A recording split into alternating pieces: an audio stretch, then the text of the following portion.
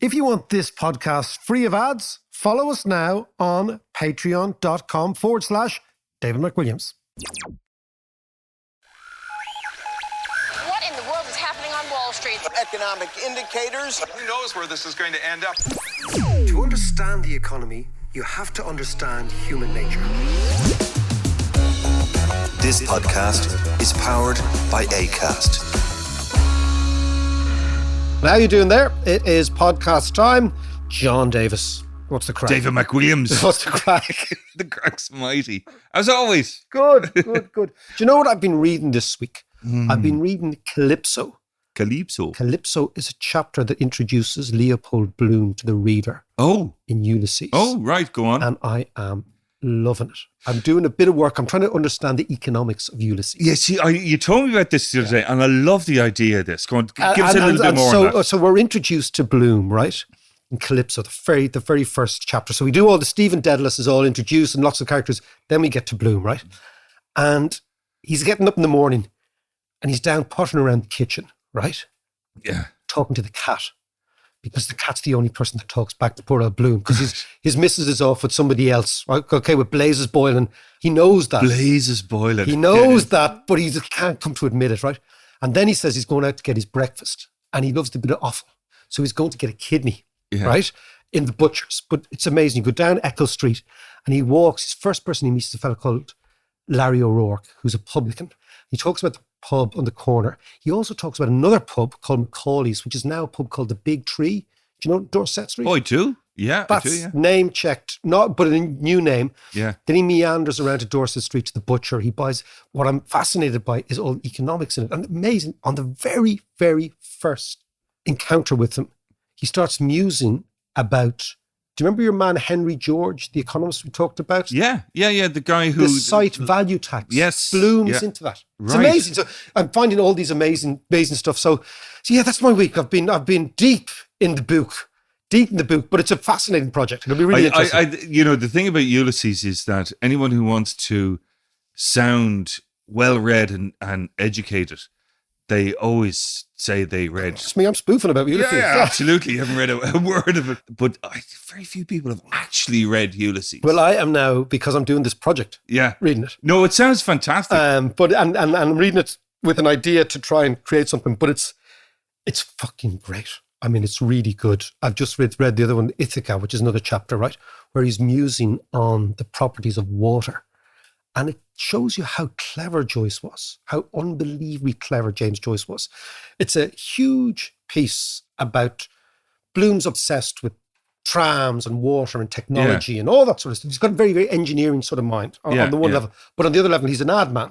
But the musings, Joyce's writing, just on Bloom's thoughts on the properties of water as himself and Stephen at 6 a.m. after a long day and a night of drinking and carousing are back in Bloom's kitchen. So this is the construct, right? Towards the end of the novel. It's just, it shows you how extraordinarily well read Joyce was and how deeply, deeply educated he was. But the most interesting thing, or the most curious thing about Ulysses is that Bloom was an ad man. I know. Because advertising was in its infancy. If it wasn't even properly established at that. Well, the fascinating thing about him being an ad man was Joyce himself was obsessed by advertising, and he was obsessed by marketing. Right? It's really interesting. Way before his time, and obsessed by reframing ideas and selling them in a different way. All that. If you come to that, I mean, it's well worth. I would say to anybody listening, it's a big yoke of a thing, right? Yeah. And it is a big yoke of a thing. Read it in bits. Read it in little bits. There's a very good audio books on it. There's also audio books that actually interpret what it's actually saying so that you don't get lost in the density of it. Do you think if Joyce is around now, would he be an ad man? Would he be a kind of a John Hegarty or somebody like that? Who's John Hegarty? John Hegarty was a big London ad guy. He was right, okay. the BBH. Okay, well, if you looked at, did you ever see Mad Men? Yes. Right, okay. Yeah. The Donald Draper sort of character. Yeah. I think that fascinatingly, if Joyce is around now, he wouldn't have written as long a book because people's attention spans are much. Well, that's true. No, it's true. That's a very good point, yeah. And as an ultimate modernist, he'd probably have been a podcaster. Yeah. I actually think James Joyce would have been a podcaster and not a novelist. That would be, he would have chosen a different medium. That's, yeah. Well, that's the great Marshall McLuhan, the great book about advertising is the medium is the message, right? And Marshall McLuhan was this 1950s American big thinker about advertising and how it shapes our world. I think Joyce would have been, a podcaster. I don't think he would have been a writer. Yeah. I would have been... Or a YouTuber. A YouTuber, yeah. An influencer. God forbid. Anyway, so that's my malarkey this week. But come here to me. Okay, so the other malarkey this week as well is we're launching the course. Yeah, this is a course that I've been working on for a good few months now. And I mean, it comes back to our thing at the start of the podcast, John, that basically economics is for everybody. Yeah. That's the first thing. And the second thing is that it's not as difficult as many economists would like you to think it is, because I think that elevates them in terms of their own egos. They think, oh my God, this is very, very difficult. Yeah. And I also believe, and I do since I was much younger, that economics is kind of essential for everybody to know. Yeah. It's one of those things that you need to know, because if you know it, lots of the world makes sense. Things fall into place. You understand why things... Yeah, it's a life skill that you need to... It's like driving. It's like driving, exactly. But if you've never seen me driving, you probably wouldn't learn economics from me. Well, come here. Like we talk about economics every week, and we interview various different people and get insights and blah, blah, blah, and we discuss and analyze and all the rest. But this course is a structured... Yeah, this is a 50... To bring people through the ideas of international trade and money. Yeah, so the idea is that the essence of economics is trading, and the essence of trading is curiosity. And the essence of curiosity is us, humans. So what I look at, I use economics and finance, but I also use anthropology, I use literature, I use history, I use behavioral psychology, all these areas that I don't think are explored enough in mainstream economics. So for example, if you go into a university now and you do economics, right? 101 is the Americans. So it's based on this, what I would call traditional economics, which is based on neoclassical economics, which I think is almost entirely wrong. Almost entirely. Right. Right? Because... But is that just a starting point, though? Yeah, but I'm saying for so many students, like I talked to Cal's mates and Lucy's mates who are doing economics in university. Yeah. Izzy's doing economics. And they listen to the podcast and they say, hold on a second, you make it kind of relevant. Whereas I go into this class and it's really highfalutin. It's really remote. I don't quite get the connection between what I'm learning on the blackboard and what I'm living day to day. Yeah. So what I've always tried to do in the courses I teach in Trinity and all the way I communicate economics is to say, let's take the human and put the human back. So humanomics is what I'm interested in. It's basically traditional economics assumes away the vagaries of humanity in order to make the mathematical models work, right? But if you are terrorized by the tyranny of mathematical elegance, what you gain in terms of beauty, if you're into maths, you lose in terms of relevance and reality.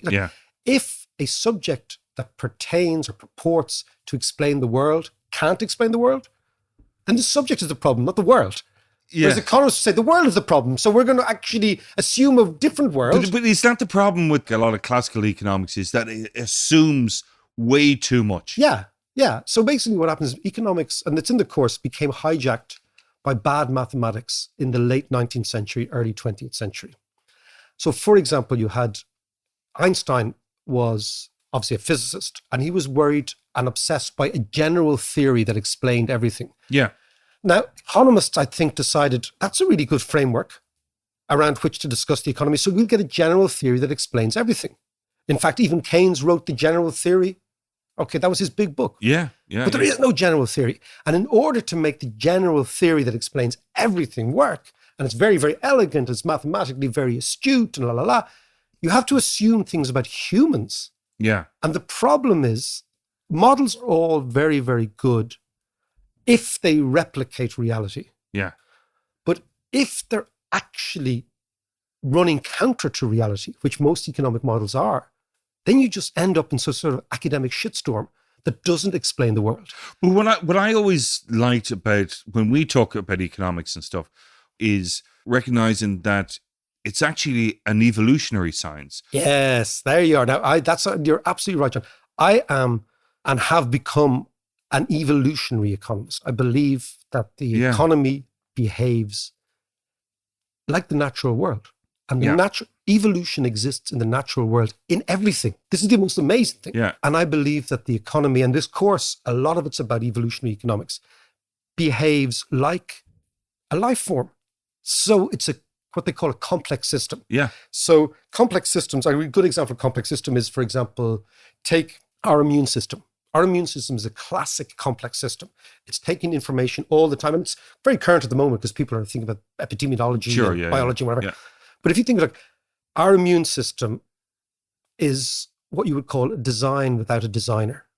So that basically our immune system is the best design possible for humans right now.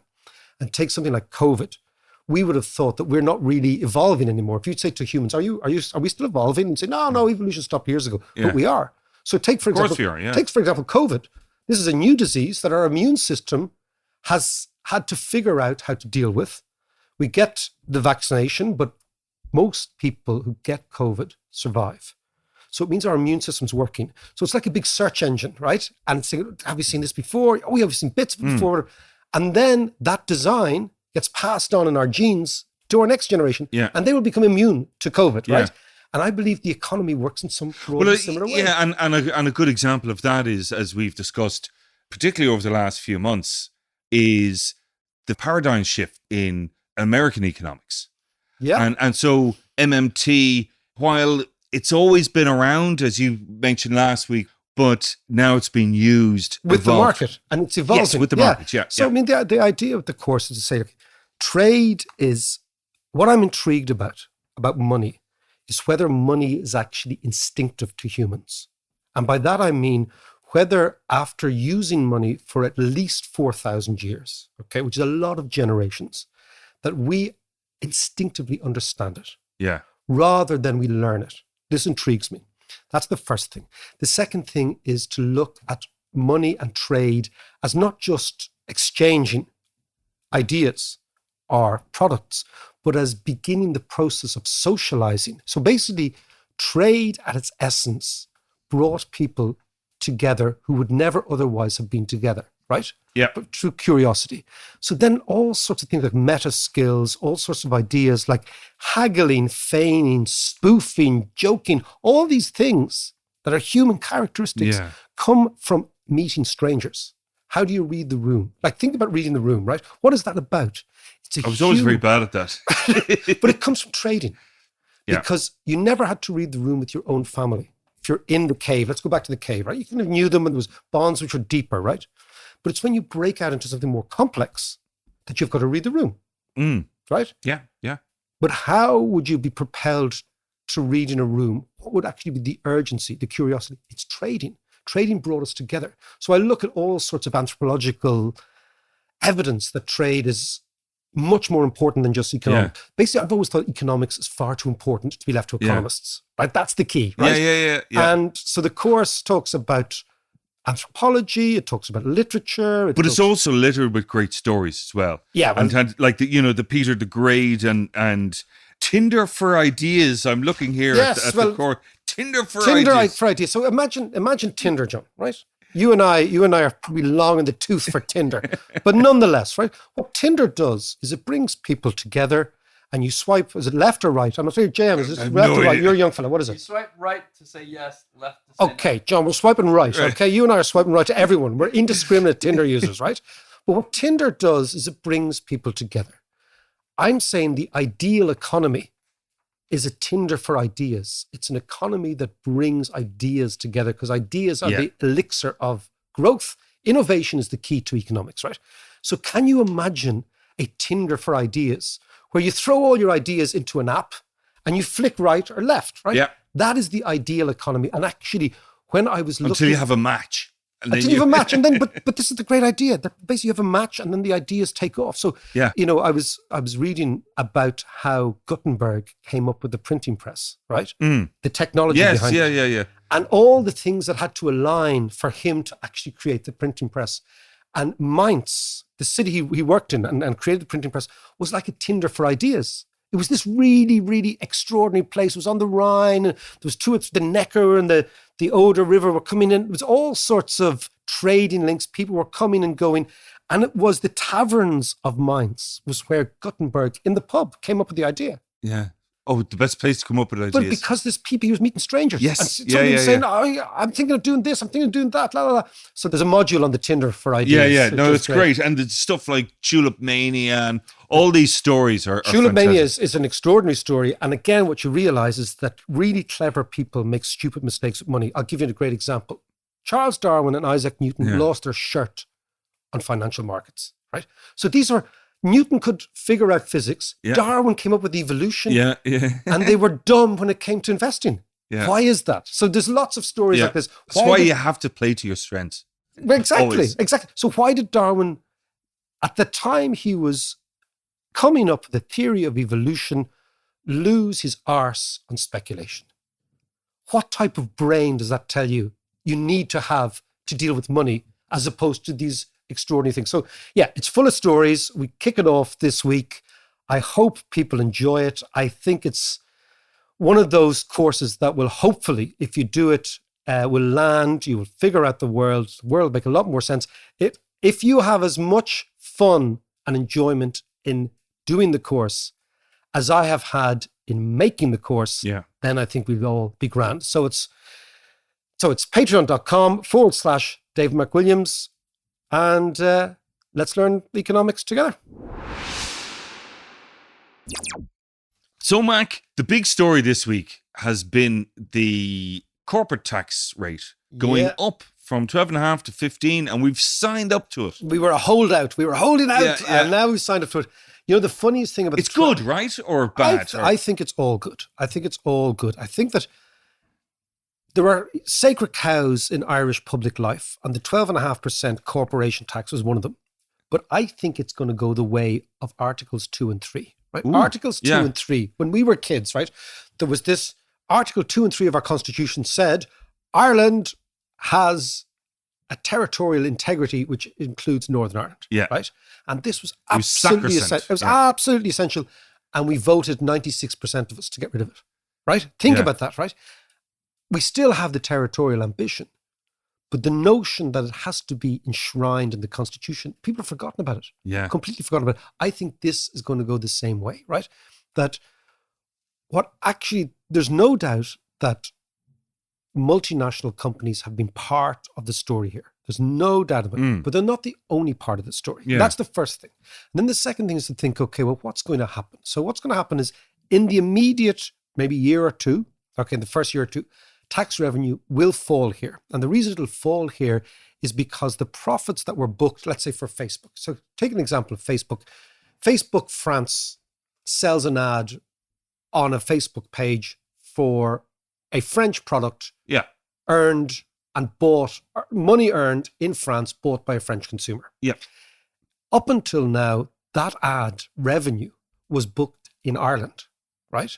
So Facebook were taking ads that they were making money in France and booking the profit in Ireland. So France was losing. The reason I mentioned France has been very aggressive against us in this regard. Right? Yeah. And so it's a very grey area. But the idea is, where does the transaction take place? Yeah. Where is the economic activity? And if the economic activity is explicitly in another jurisdiction, therefore, in terms of tax, they should be paying tax in that jurisdiction. This is what this whole idea is about. It's very nebulous because you can also argue, like, for example, a Volkswagen sold in Ireland, the money doesn't go directly back to Germany. Yeah. You know, it goes to the distributor, it goes to the garage. Like, there's also, so it is a grey area. And that's why I think Ireland were kind of right to hold out a wee bit. But in general, so initially the tax revenue will fall. Maybe. But I think thereafter it'll rise. Okay. Right. Because basically if you raise your tax rate, you tend to get more tax in. Stands to reason. So that's the first thing. But the second thing is to look at the idea here and say, is this, because lots of people say, oh my God, this is the end of the Irish economy. And you see it certainly on Twitter, but Twitter seems to be full of malcontents and malignant folk, and many people who are urging the end of the Irish economy, right? I've always believed, and I wrote it in my last book, the Renaissance Nation, that economics is not about a number, it's about an attitude. Ooh, I mean that economics is an attitude, it's not a number, right? And economics is about creativity, it's about innovation, it's about playing the game. And I have always believed that, for example, the reason most Irish economists say, oh, Ireland changed when Sean Lemass in 1957 Twitter, bullshit, right? Ireland changed because we changed. Okay, the economy changed because the economy is just us. And I think that commercial self-expression, I've told you this before, we've talked about it before, is part of personal self-expression. And the type of people who back themselves to have a go in the world tend to be iconoclastic, they tend to like dissent. They basically say, I can do something better. And setting up on your own in a company, I believe, is a defiant act. It's an act of defiance against the system. I really do. So I think small business owners are kind of revolutionaries, right? And I've always believed that what actually happens in a society, when a society becomes open, it becomes open because of what I call little mutinies going off in people's heads. A mutiny against dogma, a mutiny against religion, a mutiny against the system, right? That's what the revolutionary act is. Yeah. And then flowing from that is a sort of an economic defiance, which is, I'm going to do something better. But a lot of that, like those mutinies, kind of depend on a sense of self-worth and confidence. Yeah. And Ireland as a nation didn't have that confidence for, the first 70 years of its life. And the reason we didn't have the confidence was because we were dogmatically religious and Catholic. And I believe there is an unmistakable link between dogma and economic underperformance. And the reason is the following. Dogmatic states reject dissenters by their very definition. Yeah. They resent people who say, you know what, I'm going to do my own thing. So those people who were dissenting in Ireland, who were necessary for the economy to actually tick, left. They went to England, they went to America. So all those immigrants, those people who, remember they always say, it's amazing Irish people in England and Irish people in America are so successful. It's because emigration is a self-selecting mechanism. It selects the people who want to transform their lives. So emigration, or even moving, is a transformative act. You're born in a certain village, you look around at the age of 18, you say, you know what, man? This isn't for me. Well, I've seen something bigger. Yeah. But those type of people left Ireland. So the curious, the dissenters, the creative people looked around in Ireland and said, man, this Catholic Church stuff, this dogma, the state oppression, the fact that the banks were like tight-arsed, sort of upper middle class outfits, etc. People said, I'm going to have a go, but I'm going to have a go elsewhere. No, I think you're right, because it's something I've always said in that immigrants, and we were immigrants ourselves. Yeah. Maybe not the best and the brightest, but we were. No, but there's a different mindset. As you say, it's that transformative act. So you're taking on the world. And you're redefining yourself. Yeah, and you need to make it work. And it's only up to you and no one else to make it work. Exactly. So your risk profile is completely different. Yes. So when you leave your family or your village or whatever security you have, right, your risk profile becomes totally skewed because you're on your Todd and you have to make it. But what I really feel in Ireland was that for the first 70 years, because the society was so oppressive and suffocating, that creative dissenting people left and they made their way elsewhere. Yeah. That meant that the economy here could never grow.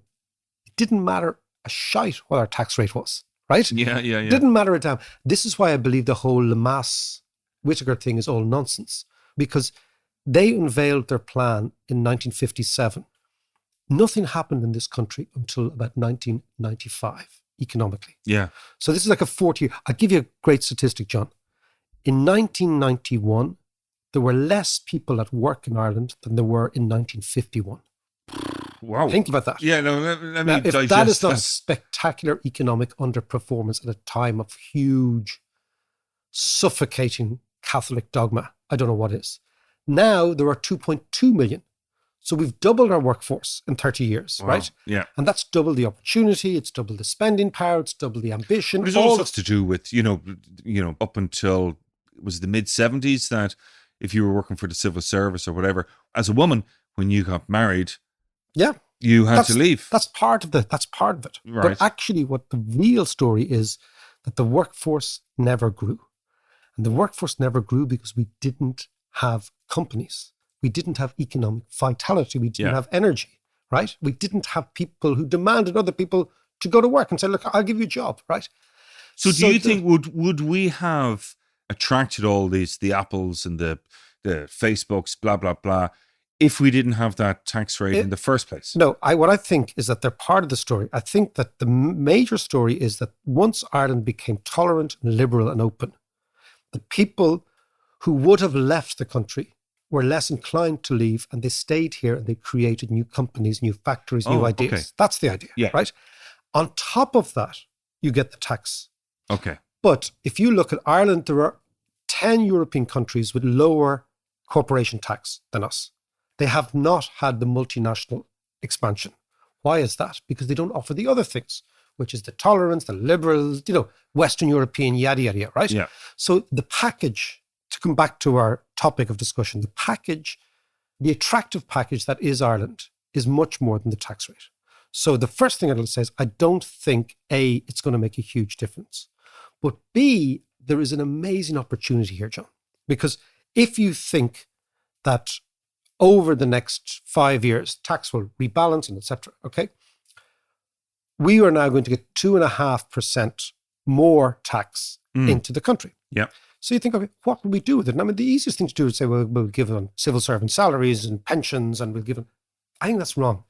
I think what we could do is take that 2.5% and put it into a sovereign wealth fund.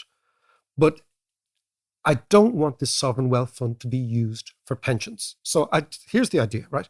Is that in order for a country to be successful, it has to be an entrepreneurial state. We need to become a trading hub. We need to become a place where people will set up companies. Therefore, we will generate wealth, we will generate innovation, all that stuff, right? What is one of the major impediments for younger people in particular to set up companies is financing. Because if you go to a bank and you say, look, I have an idea. Yeah. Like a coffee shop, it doesn't have to be. The amazing thing about innovation is it doesn't have to be highfalutin. Yeah, of course. I've always thought, think about Ryanair, right? The innovation that Ryanair made, how is it that Ireland is the home of the world, of Europe's biggest airline? How is that possible? We've never built a plane here. Yeah, that's right? true. Yeah. Because Michael Leary said, okay, the innovation I'm going to make is I'm going to make sure that the costs are low. That was it. That's Ryanair's innovation. It doesn't have to be a eureka moment or Thomas Edison figuring out electricity. Yeah. It can be just a little nudge, right? And everybody has a dream inside them. If you go to a school and you look at 10-year-old kids, every single kid in that class has a dream about themselves, right? Yeah. And they have this enormous urge to say something, to have an opinion. They have what I would call their voice. Not this sort of technical voice, but what is inside you. To express themselves. Yeah. And that's the purpose of education, is to enable that. Yeah. It's the purpose of education. It's the meaning of art, of music. The musician makes music to tell a story, to say, this is me. I've got something to say. And every kid has that. But one of the impediments to allowing those children find their voice and grow up and do something that comes natural to them, as opposed to getting a job in an office. Yeah. It's a fear, right? Okay, this little gremlin on your shoulder says you're not good enough or you haven't, all that sort of stuff, right? Economically, one of those fears is you don't have money. So you can't get it financed. So you go to a bank and you say, I have this great idea. The bank says, well, that's a great idea, but I can't finance you because it's too risky. So how do you de-risk that event? You de-risk that event if the person who comes to the bank has collateral. Traditionally in Ireland, that was, I can go, my dad will give me money, or I've got a house, right? Yes, yeah. But that meant that you limited the innovative impulse to those who already had collateral. So you naturally then you squeeze the opportunity to a small amount of people, right? Yeah.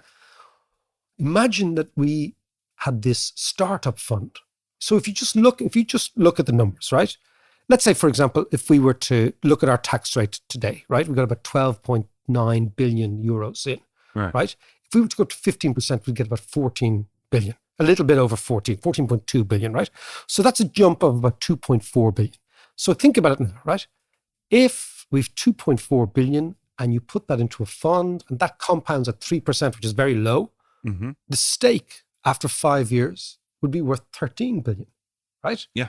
So it grows. It's a lot of money. And 13 billion divided by a 6 million population is about $2,000 each, right? $2,000 to every single person. Yeah. And what you could do then, you could use that as collateral. You could say, I, David McWilliams, have a fantastic idea, but I need $5,000. And the bank says, well, that's great, David, but we can't give you $5,000 because this idea has never really been road tested and we're not in the business of risking our depositors' money. Yeah. So you say, that's cool, but I've got $2,000 of equity. I can give you this pledge. So you have it, bank. Yeah. So suddenly you de-risk people. So you take away the fear, you take away the impediment to innovation, and you create this innovative state. Now, the idea would be, I mean, you were in Norway recently. It's Yeah. something like the Norwegians, except the Norwegians, The Sovereign Wealth Fund. yeah, so it'd be a sovereign wealth fund, but it's done not because we've got oil, but because we've got revenue coming from multinationals. The idea here is that rather than use it as a pension fund, Yeah. which is designed for people retiring, why don't you do it as a startup fund, which is designed for people who are just starting out? So it's a startup rather than a wind down fund. Oh, I love that. I love that. Yeah, but you're right. So the pension funds are winding down. Yeah. But why not say, we're going to help you when you're 20, not when you're 70. Yeah. We're going to give you a break. And then suddenly, so you take, and the whole idea is, how do we build a better society here? How do we build better economy? We know that the job for life, the big corporation, the civil service, all that stuff is on It's the way nonsense. out. Yeah. It's on the way out as well. We won't Yeah. be able to afford it. So you say, okay, so you've got to create an entrepreneurial state. Or even an artisan state where people actually have their own sovereignty, their own responsibility, get up in the morning and make their own decisions, right? How do you do that? Then you've got to get them commercially involved. How do you get them commercially involved? You give them many opportunities. If one of those opportunities is financing is difficult, fix it. So you tie the multinationals into the real society. Yeah. And suddenly what you have is a virtuous cycle. And this, I believe, is absolutely doable. And I think at the moment in Ireland, I'm sure on the radio, I don't know about you, I've stopped listening to Irish radio. I can't stand it. Mhm, yeah. Me too, So, yeah. but I'm sure the people saying, that's it, it's all over, the multinationals are going to leave, or why don't we tax them more, blah, blah, blah. Why don't we just calm the fuck down and say, what is the optimum thing to do here? What is the optimal strategy? The optimal strategy is, we've changed our tax rate, we're going to get more tax in, what are we going to use it for? Exactly. Yeah. And are we going to use it just to pay the salaries of public servants? No, right? Because they're already paid for. Yeah. What we're going to do is we're going to change the essential DNA of the country and move from a society that is dependent on others to a society that depends on itself. By the way, just before you go, and of course, enroll on the economics course. Okay, but just before you go, we have a fantastic conversation coming up on Thursday with a man who sat in the room, who was advisor to Obama and Hillary Clinton, Alec Ross, on a fantastic new book he has out, but also the conversation is fascinating about a whole rake of areas. So tune in on Thursday.